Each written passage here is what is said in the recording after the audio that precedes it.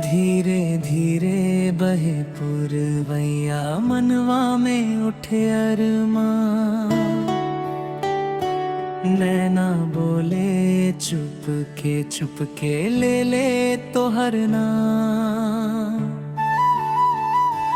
रात अंधार या चांद मुस्काए, तारन से करे सलाम।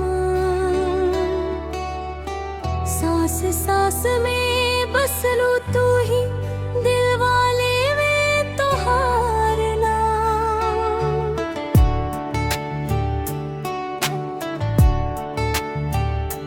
जब से देखनी तोहार सूरत, दिलवा हो गई बेकाबू।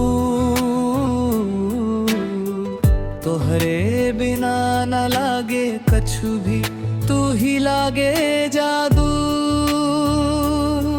तेरी हंसी जैसे फूल खिलल, मनवा हो गइल खुशहाल।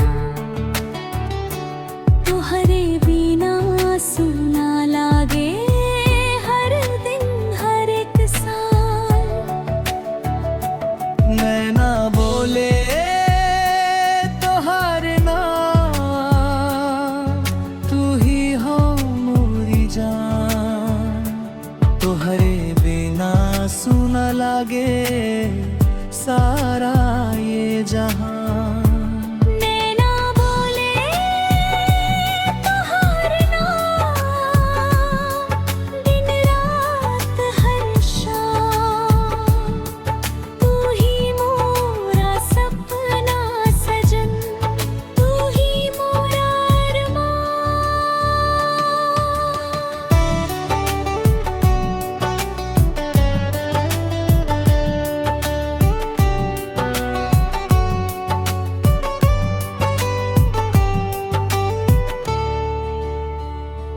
रातों में जागे अखियां मोरी, तोहार याद सतावे। नींदिया रूठ के दूर खड़ी, दिलवा रो रो गावे।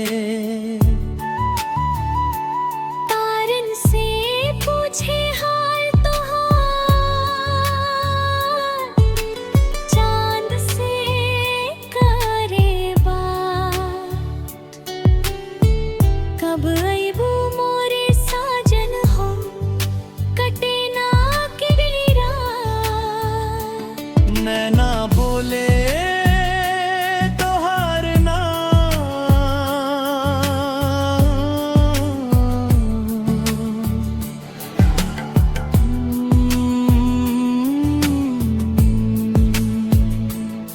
सावन भी सूखा लागे जब तू ना हो पास।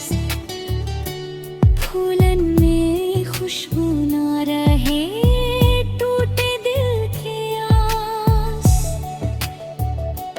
हाथ पकड़ के साथ निभैहा,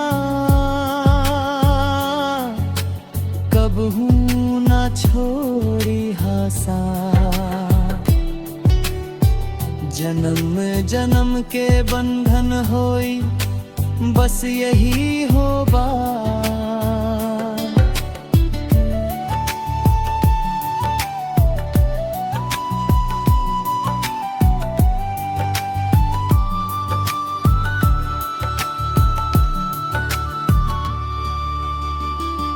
दिल के हड़खड़ कम बोले तो हार ही नाम सजन। तेरे बिना कुछ भी ना भाए, तू ही हो जीवन। तेरी हंसी से जगमग दुनिया, तेरी बात में प्यार। अब ना दूर जाना हमसे,